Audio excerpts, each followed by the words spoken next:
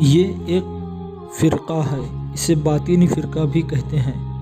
اس کا بانی ایک شخص جمدان قرمست تھا۔ یہ جمدان رائے شہر کا ایک دیہاتی باشندہ تھا۔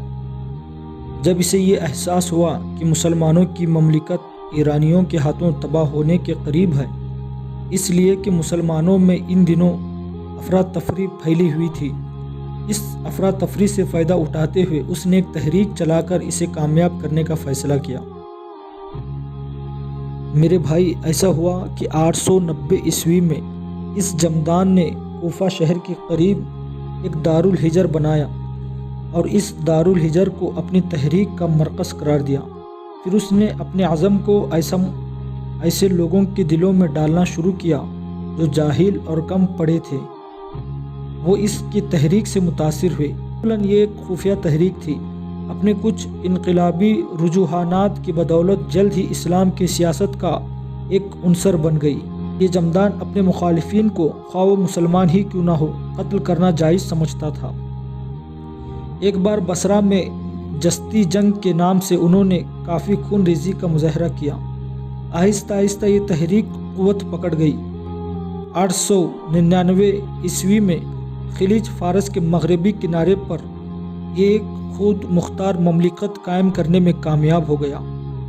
وہاں انہوں نے الاحسا شہر کو اپنا دارالحکومت قرار دیا۔ یہ نوزائید حکومت جلد ہی حکومت بغداد کے لیے خطرہ بن گئی۔ وہاں انہوں نے ایک شخص ابو سعید الحسن جنادی کو اپنا پہلا حکمران مقرر کیا۔ ان لوگوں نے زیر عراق میں بڑی تباہی مچائی، بہت سے علاقوں کو پائمال کیا، حاجیوں کے راستے منقطع کر دیتے تھے۔ جمدان کے بعد انہی کراماتیوں میں ایک شخص ابو سعد حسن ہوا۔ اس وقت چونکہ مسلمان میں افراتفری پھیلی ہوئی تھی، خلافت عباسیہ کمزور ہو چکی تھی، لہٰذا مسلمانوں کی اس افراتفری اور کمزوری سے فائدہ اٹھاتے ہوئے اس ابو سعید حسن نے یہ دعویٰ کر دیا کہ وہ مہدی موعود ہے۔ اس کے اس اعلان پر کراماتی اور زیادہ طاقت و قوت پکڑنے لگے۔ جاہل اور ان پڑھ لوگ جوک در جوک ان کی تحریک میں شامل ہونا شروع ہو گئے۔ عباسیوں کے ایک لشکر سے اس ابو سعید کا ٹکراؤ ہوا۔ یہ بصرہ پر قبضہ کرنا چاہتا تھا۔ اس نے بے شمار لشکریوں کو گھیر کر موت کے گھاٹ اتار دیا۔ یہ ابو سعید حشر و نشر اور قیامت و حساب و کتاب کو نہیں مانتا تھا۔ یہ شخص انتہا درجے کا سفاک تھا۔ اس نے بے شمار مسلمانوں کو قتل کر دیا، بہت سی مسجدیں منہدم کی اور غازمین حج کو لوٹ لینا یہ اپنا محبوب مشغلہ خیال کرتا تھا۔ اس کے 2 بیٹے تھے، ایک ابو سعید، دوسرا ابو طاہر۔ مرنے سے پہلے ابو سعید حسن نے اپنے بڑے بیٹے ابو سعید کو اپنا جانشین بنایا۔ سعید حسن نے چونکہ مسلمانوں پر بڑے مظالم کیے تھے، لہٰذا ایک زندہ دل نوجوان نے سعید کو قتل کر دیا۔ اس بعد اس کے بیٹے ابو سعید نے کراماتیوں کا سربراہ بننا چاہا، لیکن چھوٹے بھائی ابو طاہر نے بڑے بھائی کو مغلوب کر کے خود کراماتیوں کا حاکم ہونے کا اعلان کر دیا۔ اسے ابو طاہر نے بڑی قوت پکڑی۔ اس نے بحرین کے بہت سے علاقوں پر قبضہ کر کے وہاں اپنی حکومت قائم کر لی۔ اپنی حکومت قائم کرتے ہی ابو طاہر نے اپنے آپ کو خدا کا اوتار ہونے کا دعویٰ ظاہر کر دیا۔ وہ کہتا تھا، اللہ تعالیٰ کی روح میرے جسم میں حلول کر گئی ہے۔ یہ شخص اسلام اور اہل ایمان کے لیے منگولوں سے بھی زیادہ خطرناک ثابت ہوا۔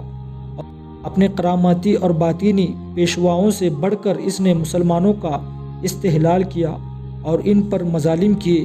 ان دنوں چونکہ خلافت بغداد کمزور ہو چکی تھی، لہٰذا ابو طاہر قوت پکڑتا گیا، کوئی اس کے خلاف جوابی کارروائی نہ کر سکا۔ اس نے بصرہ پر حملہ کیا اور وہاں کافی تباہی مچائی۔ 312 ہجری میں حاجیوں کے قافلے پر بھی حملہ ور ہوا اور اسے لوٹ لیا۔ کوفہ پر حملہ ور ہوا اور کوفہ کو بھی اس نے فتح کر لیا۔ اس کے بعد ان بار فتح کرنے کے بعد اس پر قبضہ کر لیا۔ ان تمام معرکوں میں اس نے کثیر تعداد میں مسلمانوں کو قتل کیا۔ اس قدر طاقت و قوت پکڑنے کے بعد ابو طاہر نے ہجر شہر کو اپنا دارالحکومت بنانے کا اعلان کیا اور وہاں ایک نہایت عالی شان عمارت بنائی۔ اس عمارت کا نام اس نے دارالحجر رکھا۔ اب اس کے ذہن پر ایک اور خبت سوار ہوا اس نے ارادہ کیا کہ لوگ خانہ کعبہ کے حج کو کیوں جاتے ہیں اور وہاں کیوں طواف کرتے ہیں۔ وہ چاہتا تھا کہ اس نے جو دارالحجر بنایا ہے لوگ اسی کا طواف کریں اور اسی کا حج کریں۔ اپنے اس مقصد کو حاصل کرنے کے لیے ایک لشکر کے ساتھ اس نے حجاز کا رخ کیا۔ وہ چاہتا تھا کہ خانہ کعبہ سے حجر اسود اٹھا کر اپنے دارالحجر میں نصب کرے تاکہ لوگ وہاں حج کے لیے آیا کریں۔ چنانچہ یہ وہاں پہنچا۔ سب سے بڑا فعل جو اس نے کیا وہ یہ تھا کہ مسجد حرام میں داخل ہوا۔ وہاں بیٹھ کر سب سے پہلے اس نے شراب پی۔ شراب میں مست ہو کر جو حاجی اس وقت طواف میں مصروف تھے انہیں قتل کیا، ان کا مال و اسباب لوٹ لیا۔ وہ جو لشکری اپنے ساتھ لے کر گیا تھا وہ مکہ شہر کے لوگوں پر حملہ ور ہوئے، ان کا سارا سامان لوٹا اور کافی قتل و غارت گری کی۔ اس نے منگلوں سے بھی بڑھ کر وہاں مظالم کیے۔ وہاں ان لوگوں نے حرم شریف کے اندر 1700 طواف کرنے والوں کو شہید کر دیا۔ چاہے زمزم اور مکہ شہر کے کئی دوسرے کنویں انسانوں کی لاشوں سے بھر دیے۔ اس کے بعد ابو طاہر نے خانہ کعبہ کا دروازہ اکھاڑ دیا اور وہاں جو لوگ جمع تھے انہیں بلند آواز میں مخاطب کر کے کہنے لگا کہ میں ہی اللہ ہوں اور اللہ میں ہی ہو سکتا ہوں۔ میں نے مخلوق کو پیدا کیا اور میں نے ہی انہیں موت کے گھاٹ اتار دیا۔ انا باللہ و باللہ انا یخلق الحق و یفنیہم انا۔ ابو طاہر نے حجر اسود کو وہاں سے اٹھا لیا اور اسے لے کر دارالحجر میں جا کر نصب کر دیا۔ حجر اسود لگ بھگ 22 سال تک ابو طاہر کے قبضے میں رہا۔ ابو طاہر چونکہ وقفہ سے حملہ ور ہو کر حاجیوں کو لوٹ لیا کرتا تھا،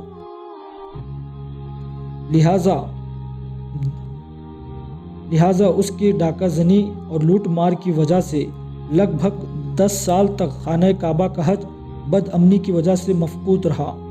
آخر بڑی مشکل سے حجر اسود واپس لے لیا گیا اور خانہ کعبہ میں نصب کیا گیا۔ آخر یہی ابو طاہر چیچک کے مرض میں بری طرح مبتلا ہو کر انتہائی ذلت اور رسوائی کی موت مارا گیا۔ اس کے بعد کراماتیوں کے نائب آتے رہے، اپنی تحریک کو پھیلاتے رہے۔ سلطان محمود غزنوی کے دور میں بھی ملتان پر کراماتیوں کی حکومت تھی۔ ان کی وہاں بڑی گرفت تھی، لیکن ان پر حملہ ور ہو کر سلطان محمود غزنوی نے انہیں خوب تباہ و برباد کیا، ان کا قتل عام کیا، لیکن اس کے بعد یہ پھر قوت پکڑنے میں کامیاب ہو گئے۔ یہاں تک کہنے کے بعد علی مردان رکا، پھر اپنے سلسلہ گفتگو کو آگے بڑھاتے ہوئے وہ کہہ رہا تھا، ان لوگوں کے عقائد بھی عجیب و غریب ہیں۔ یہ لوگ قرآن مقدس اور احادیث کی ظاہری الفاظ کے باطنی معنوں پر زیادہ زور دیتے ہیں، یعنی لفظی معنوں کو رد کرتے ہیں اور باطنی معنوں پر عمل کرتے ہیں اور انہی پر زور دیتے ہیں۔ اس کی مثال میں یہ دیتا ہوں کہ قرآن مقدس میں خداوند قدوس نے آسمان اور زمین کے لیے جو ارض و سما والارض کے الفاظ استعمال کیے تو ان کے باطنی معنی یہ لیتے ہیں کہ سما سے مراد ان کے امام کی ہے اور ارض سے مراد ان کے پیروکار کی ہے۔ ان کراماتیوں اور باطنیوں کے 4 بنیادی تصورات ہیں۔ پہلا باطن، دوسرا تحویل، تیسرا خاص و عام، چوتھا تقیہ۔ ان کے خیال کے مطابق قرآن مقدس کے ہر متن کے کچھ باطنی معنی ہوتے ہیں جو ظاہری معنوں سے مختلف ہوتے ہیں۔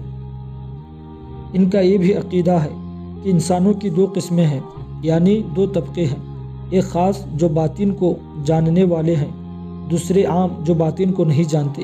ان کے نزدیک باطن محض اس لیے باطن نہیں کہ وہ ظاہر نہیں، بلکہ اس لیے باطن ہے کہ وہ بھید ہے اور اس کا علم وہی ظاہری کی پیروی کرنے والوں کو نہیں ملتا۔ یہ لوگ شریعت کے پیروی کو کوئی حیثیت نہیں دیتے۔ یہاں تک کہنے کے بعد علی مردان جب خاموش ہوا تب فضائل خان تھوڑی دیر تک خاموش رہا۔ اس کے چہرے پر ناپسندگی کے آثار تھے۔ کہنے لگا، اگر یہ لوگ حضور صلی اللہ علیہ وسلم کی شریعت کو اہمیت نہیں دیتے تو کاہے کہ مسلمان ہوئے؟ میرا اپنا عقیدہ ہے کہ جو شخص حضور اکرم صلی اللہ علیہ وسلم کی شریعت کو نہیں مانتا اور حضرت صلی اللہ علیہ وسلم کی سیرت کی پیروی نہیں کرتا تو اسے تو مسلمان کہنا ہی نہیں چاہیے، اس لیے کہ ہمارے لیے خداوند قدوس کے بعد حضور صلی اللہ علیہ وسلم کی ذات سب سے محترم، سب سے افضل، سب سے زیادہ قابل احترام ہے۔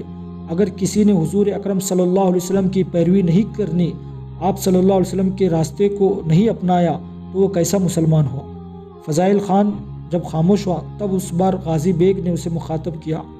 فضائل خان، میرے بھائی علی مردان نے آپ کو کراماتیوں اور باطینیوں کی تفصیل بتا دی ہے۔ کیا آپ کے لیے ایسا ممکن نہیں کہ آپ ہمیں غوریوں سے متعلق کوئی تفصیل بتائیں؟ آپ جس وقت ہمارے لیے کھانا لینے گئے تھے، آپ کی اجازت کے بغیر ہم نے آپ کے ساتھ والا کمرہ بھی دیکھا۔ ایسا کرنے کے لیے پہلے میں معذرت لیتا ہوں، وہاں بہت سی کتب پڑی ہوئی ہے، ان میں بڑی کارآمد اور نایاب کتابیں بھی ہیں، ہم نے وہاں دیکھی۔ یہاں تک کہتے ہوئے غازی بیگ کو رک جانا پڑا، اس لیے کہ فضائل خان کہنے لگا، اگر تم لوگ اس کمرے میں گئے تھے تو اس میں معذرت طلب کرنے کی کیا ضرورت ہے؟ میرے بھائیوں، میں کوئی ان پڑھ شخص نہیں ہوں، پڑھا لکھا ہوں، معاملات کو سمجھتا ہوں۔ ساتھ والا کمرہ یوں جانو میرا دارالمطالعہ ہے، میرے بچے بھی یہاں آ کر مطالعہ کرتے ہیں، میرے 2 بیٹے ہیں، 1 بیٹی ہے، میری بیوی بھی اکثر و بیشتر یہاں آ کر دینی کتابیں پڑھتی ہے۔ فضائل خان جب خاموش ہوا تب غازی بیگ نے پھر اسے مخاطب کیا، اگر آپ کے لیے ممکن ہو تو آپ ہمیں غوریوں اور شہاب الدین غوری کے متعلق کوئی تفصیل بتائیے، تاکہ جب ہم شہاب الدین غوری کی خدمت میں حاضر ہو تو ہمارے ذہن میں ان کے خاندان کا پورا تاریخی پس منظر بھی ہو۔ جواب میں فضائل خان دھیرے دھیرے مسکرایا، پھر کہنے لگا، فکر مند ہونے کی ضرورت نہیں، میں غوریوں سے متعلق تمہیں تفصیل سے بتاتا ہوں۔ اس کے بعد فضائل خان نے گلا صاف کیا، پھر وہ علی مردان اور غازی بیگ کی طرف دیکھتے ہوئے کہہ رہا تھا، جہاں تک غوریوں کا تعلق ہے، یہ ضحاک کی اولاد میں سے ہے۔ ضحاک بنیادی طور پر عرب تھا، اس کا باپ یمن کا بادشاہ تھا۔ اسے ضحاک اس لیے کہتے ہیں کہ اس کے باپ کے پاس 10,000 اصلی گھوڑے تھے۔ وہ مشہور مورخ اور پروفیسر براؤن اس کی تردید کرتا ہے کہ ضحاک عرب تھا، لیکن فردوسی اور ایرانی مورخ ثعالبی کے علاوہ مشہور عرب شاعر ابو نواس بھی اس کی تصدیق کرتے ہیں کہ ضحاک عرب تھا، اس لیے کہ ابو نواس نے اپنے ایک قصیدے میں بھی اس بات کی تصدیق کی ہے کہ ضحاک عرب تھا، اس لحاظ سے غوریوں کو عرب کہا جا سکتا ہے۔ یہاں تک کہنے کے بعد فضائل خان رکا، پھر وہ اپنی بات کو آگے بڑھاتے ہوئے وہ کہہ رہا تھا، بہرحال غوری ضحاک بادشاہ کی نسل سے ہیں، یہ یمن یا عرب سے نکل کر ایران پر قابض ہو گیا تھا۔ ایران پر اس نے کئی سال حکومت کی۔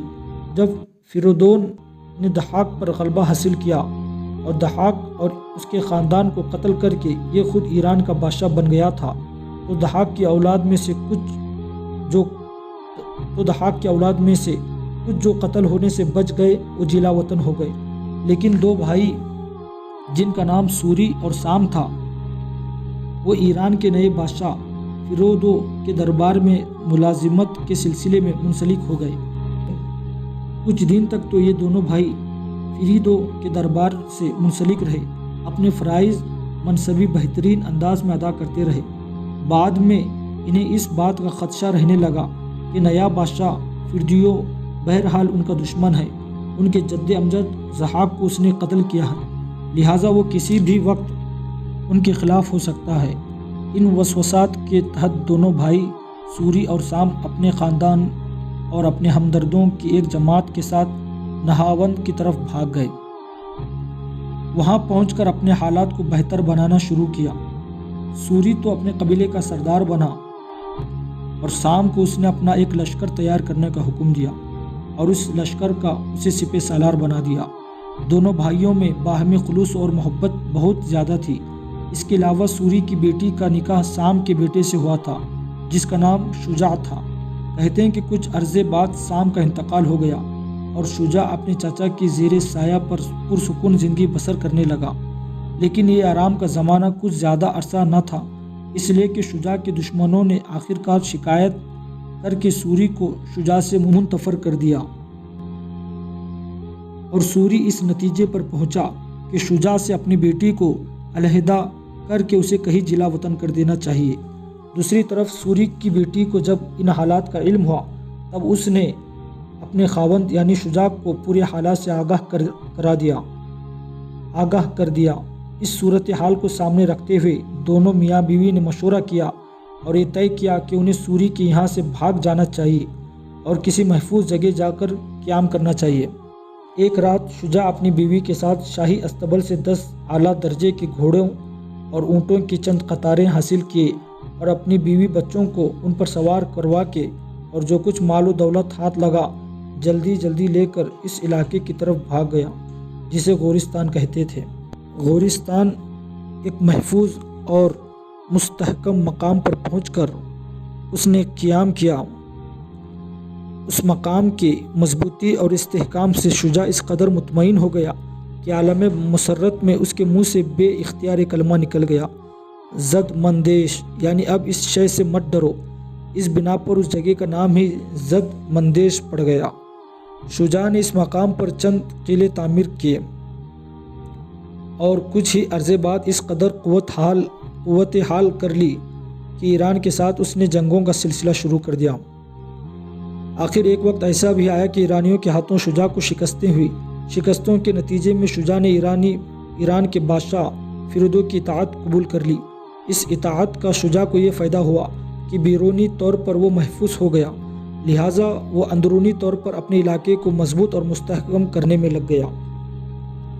دن بدن یہ طاقت و قوت پکڑتا گیا۔ یہ اپنی اخلاق و عادت کا بھی اچھا تھا۔ جب اس کی طاقت اور حسن سلوک کا چرچا ہوا، ضحاک کی اولاد میں سے وہ لوگ جو فریدون کے حملوں کی وجہ سے ادھر ادھر بکھر چکے تھے، جلا وطن ہو چکے تھے، وہ بھی شجاع کے پاس آ کر جمع ہونا شروع ہو گئے۔ اس طرح شجاع کی طاقت و قوت میں اضافہ ہوا۔ آخر انہی تیاریوں میں ایک روز شجاع مر گیا۔ شجاع کے دور تک ان لوگوں نے اسلام قبول نہیں کیا تھا، یہاں تک کہ شجاع کے بعد اس کے جانشین یکے بعد دیگر آتے رہے، اپنے قبیلے کی سرداری وراثتاً کرتے رہے، یہاں تک کہ ایک شخص شنعب ان کا سردار بنا۔ اس وقت اس کے قبیلے نے اسلام قبول کر لیا۔ کہتے ہیں یہ زمانہ حضرت علی رضی اللہ تعالیٰ عنہ کی خلافت کا تھا، اور اس عہد میں غوریوں کا سردار شنعب بن حریف اپنے قبیلے کے ساتھ مشرف با اسلام ہوا۔ یہ بھی کہا جاتا ہے کہ حضرت علی نے شنعب اور اس کے قبیلے کے فرما برداری سے خوش ہو کر شنعب کو غوریوں کی حکومت کا فرمان اپنے دست مبارک سے لکھ کر عطا فرمایا تھا۔ ان غوریوں میں شنعب پہلا شخص تھا جو مشرف با اسلام ہوا، اس لیے سارا قبیلہ ہی شنعامی کے نام سے مشہور ہو گیا۔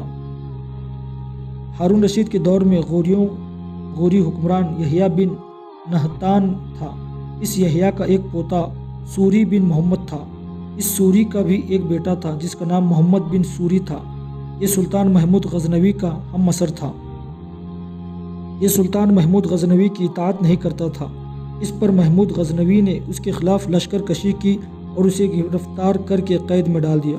اسے قید کرنے کے بعد سلطان محمود غزنوی نے غور کی حکومت محمد بن سوری کے بیٹے ابو علی کو دے دی۔ ابو علی اگرچہ سلطان محمود غزنوی کا مطیع اور باج گزار تھا،